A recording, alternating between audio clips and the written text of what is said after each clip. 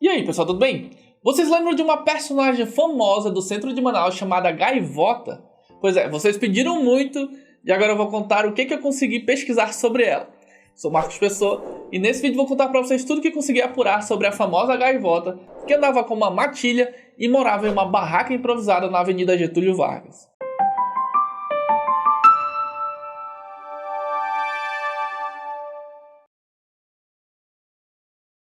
E antes de eu contar pra vocês a história da Gaivota, vou pedindo que você deixe o like no vídeo, compartilhe, comente e se inscreva no nosso canal. Aqui em nosso canal resgatamos histórias, lugares, casos criminais, personalidades e fatos marcantes que aconteceram no Amazonas. Então se você curte memórias, histórias e curiosidades, se inscreva no nosso canal, deixe o like, compartilhe esse vídeo com quem você acha que irá gostar desse conteúdo. E se você já é inscrito no nosso canal, o nosso muito obrigado. Pois bem, muitos de vocês pediram para que eu procurasse contar a história da Gaivota. Essa história deu um baita trabalho porque tem muita informação desencontrada na internet. E segundo informações que consegui apurar, a Gaivota era uma mulher em situação de vulnerabilidade que ficou famosa na década de 80 por habitar no centro de Manaus, mais especificamente na Avenida Getúlio Vargas. Mas não em alguma casa de lá, mas sim numa barraca improvisada que ela construiu por cima do calçamento do meio-fio. E o mais curioso é que ela morava lá com uma matilha. Eram vários cachorros vira-latas que ela cuidava, e apontavam também que ela tinha algum grau de esquizofrenia, mas que isso não atrapalhava a amizade dela com pessoas e nem o convívio com seus animais. Que ela só perdia a estribeira quando alguém insultava ela ou algum dos seus cachorros. E segundo disseram, a Gaivota era uma mulher solitária que gostava apenas da companhia dos seus vira-latas. Ela passava o dia recolhendo sacolas de plástico, papelão, tábuas e tudo o que pudesse ser útil também em sua casa, cuja construção nunca tinha fim. E a descreviam como uma senhora misteriosa cujas roupas eram confeccionadas com sacos. Ninguém sabia ao certo seu nome, ou mesmo a sua história, apenas a conheciam como Gaivota.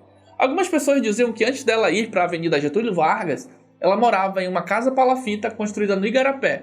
A casa da Gaivota ficava na esquina da rua Major Gabriel com a Avenida 7 de Setembro, e tinha até uma goiabeira na frente da casa que fazia a alegria da curumizada. Uma casa de remendos que chamava muito a atenção dos transeuntes. Essa casa acabou sendo tão famosa quanto a própria moradora. E no período que ela morava na casa, a Gaivota andava pelos arredores do antigo Palácio do Governo, na Avenida 7 de Setembro, que a gente conhece hoje como Centro Cultural Palácio Rio Negro. E contam que essa casa da Gaivota foi tomada por espertalhões. A Gaivota e outros personagens famosos como Manuel Bragalha, Bombalá, Xerém Batom, Serenata, Xerife, Carmen Doida, para citar alguns, eram tidos como loucos.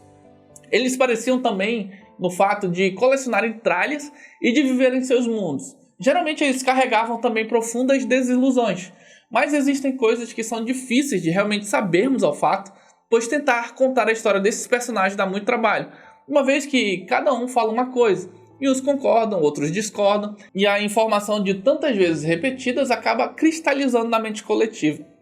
Dentre essas tantas lendas está sobre a Gaivota ser proprietária do imóvel da 7 de Setembro.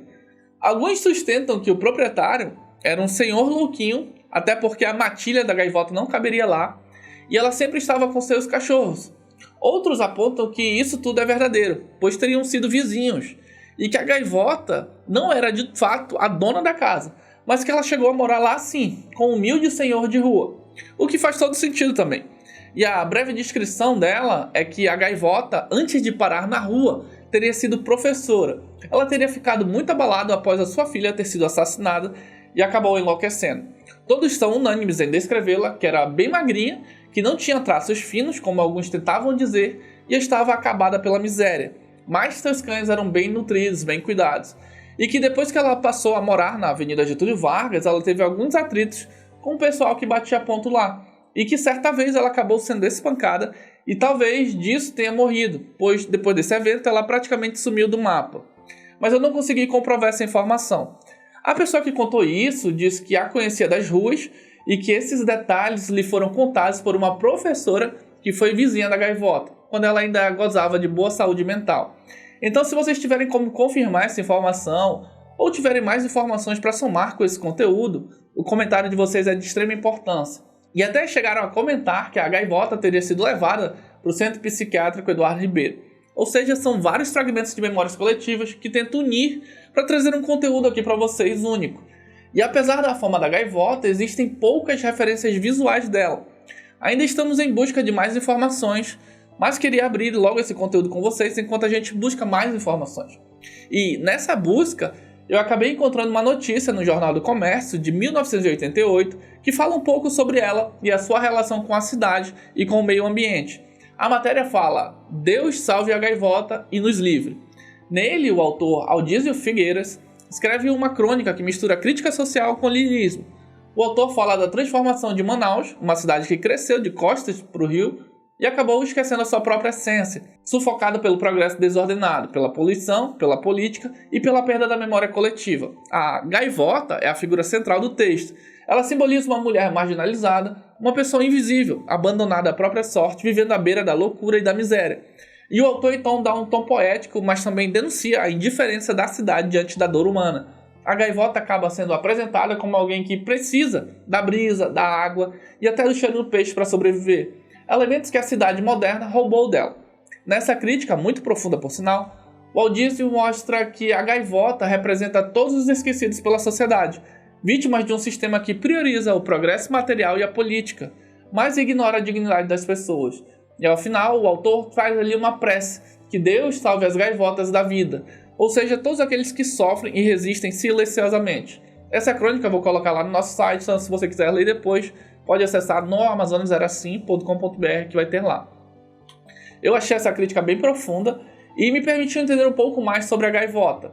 Ainda aprofundando na pesquisa, vi que muita gente tinha medo da gaivota e por isso nunca se aproximaram dela. A maioria apenas lembra dela de vista e muitos guardam a lembrança de passar de ônibus na Avenida 7 de Setembro e ficar olhando para aquelas palafitas e pedir a Deus que tivesse misericórdia daquelas pessoas, daqueles moradores. Até porque eram casas sobre casas e uma engenharia improvisada e que colocava a vida de todos em risco, apesar de ter alguns relatos dizendo que elas eram extremamente firmes. Então, basicamente, as lembranças mais marcantes que encontrei sobre a gaivota estão na casa de remendo, no Igarapé de Manaus, e no seu acampamento da Avenida Getúlio Vargas com sua matilha de vira-latas. Inclusive, o nome do cachorro dela que era mais popular ali era o Pipo, que diziam que a amizade dela com ele, com o Pipo, teria nascido após ela enfaixar a pata dele, e que o Pipo era brabo com os outros, mais um amor com ela, que ela ficava sentada com seus protetores e não incomodava ninguém. E eu também consegui um vídeo raro desse local ali dos Igarapés da 7 de Setembro, que dá pra ver a casa que dizem que era a casa da gaivota, que aí eu vou mostrar pra vocês agora. Confira.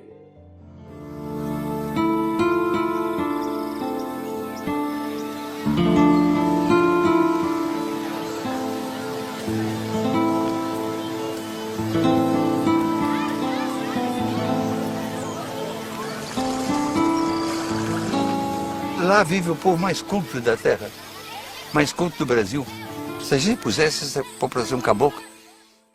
E por fim, quero mostrar para vocês um antes e um depois desses casebres, a partir do edifício do fundo, que é o edifício do Grupo Simões. Essa foto aí que vocês estão vendo do Igarapé é a foto que dizem ser da Casa da Gaivota.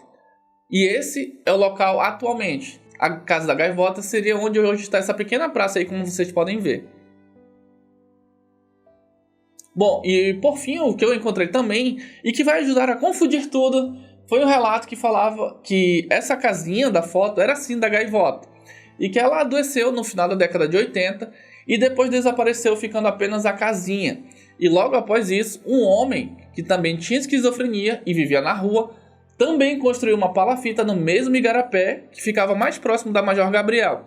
Era uma casinha mais elaborada, amarrada com fitas pretas de caixas, e que as pessoas confundem essas casinhas da foto com a dele. Só que essa da foto que vocês estão vendo agora seria a foto da verdadeira Casa da Gaivota.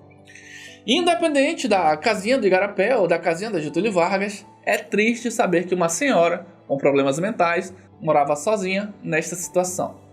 E apesar que para algumas pessoas a casa no Igarapé era vista como obra de arte, ou até mesmo como um sonho de consumo, pois acreditavam que era a casa mais ecologicamente correta do mundo.